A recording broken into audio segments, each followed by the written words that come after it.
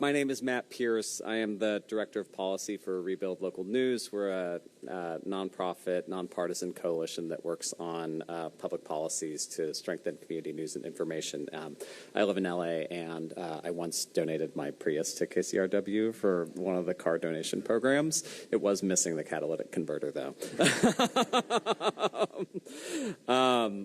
So I'll just give some fast background for why our public broadcasters are so essential in California and why the federal defunding hurts our community's access to quality local news. Background is that the commercial market no longer supports the production of local news at the scale we enjoyed at the 20th century, and even a lot of what we were producing then, didn't serve everybody. In 2025, more and more consumers are using social media to access their news and information at the same time that they're reporting that what they see on social media feels very partisan. They don't know what to trust. This is getting worse with the advent of AI. Meanwhile, most of the journalists who are trying their hand at the creator economy at this place where consumers are going toward, most of them are not making money when they're trying to produce news on these platforms, and certainly not at a sustainable scale, what you would see from traditional local news outlets. So that's why you're not seeing new commercial media scaling up on platforms like TikTok and YouTube, even though you go on those apps and it feels like there's just an endless amount of content. So what we call legacy media, like public media, is still a major source of the news and information that you see, even if indirectly, even if it's getting aggregated or commented upon. It's still powering a lot of what we call new media. So if we want better access to quality local news and information across all sorts of communities and platforms, geographically, through Medium, it'll require public support for the folks who are actually producing that high-quality information. So unfortunately, even before the federal defunding of the Corporation for Public Broadcasting, the U.S. by far trailed advanced democracies around the world on how little we spent in public dollars to support public media. Of those federal funds that were just cut, of course, millions of those dollars went to our large anchor broadcasters in our major cities in the Bay Area and Southern California. Those are critical news sources in California. I'm an alumni of the Los Angeles Times, which has shrunk by more than 50% over the last couple of years. A lot of its news and original journalism is behind paywalls. You need to be a subscriber often to get those information. Our public broadcasters provide their quality content to everyone for free. And that is a key, essential part of how they contribute to our local news ecosystem, even when there are commercial outlets available in places like LA. There still is a distinction in what our public media and nonprofit media are providing for the public. And LAS KPCC in Pasadena, KQED in San Francisco, KCRW Santa Monica, KPBS here in San Diego are rank among our highest web traffic news sources in public media nationally. So these are major linchpins of the California news ecosystem at the state level.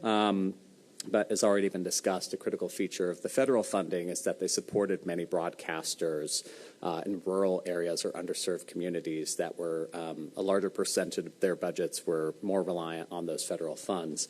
And the component of public funding and the geographic dispersal that it allows for is really important. There was a new survey a new report that came out from Northwestern University about the state of local news that talked about the philanthropic dollars that support a lot of our new kind of nonprofit news ecosystem.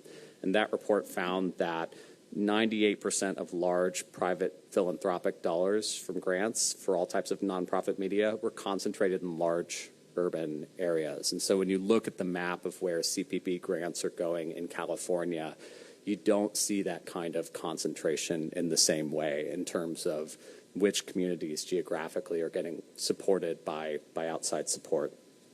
And so also because of public broadcasters' analog broadcasting capabilities been mentioned, they reach a lot of areas that we might call news deserts that don't have existing local commercial media outlets or are otherwise underserved by information. This becomes critical in the natural disasters that we are having to live through. So the federal cuts are especially difficult because California itself ranks among the 10 worst states in the U.S. in terms of local journalists employed per 100,000 residents, and this is according to a report that we put together with Muckrack this year. So California has about 6.1 local journalists per 100,000 people, while the national average is 8.8 local journalists per 100,000 people.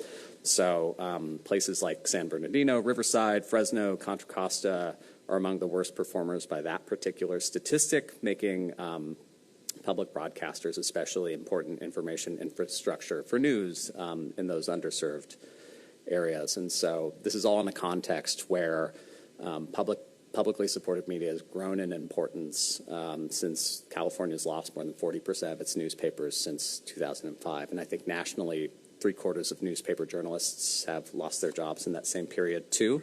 There's only about 2,400 full-time journalists left producing local news in California across all sorts of outlets, according to our estimates. So in recent years, California has taken some early tentative steps to provide more support for community media, but for all types. The state added $15 million this year for publicly funded journalists placed in local newsroom through the California Local News Fellowship at UC Berkeley.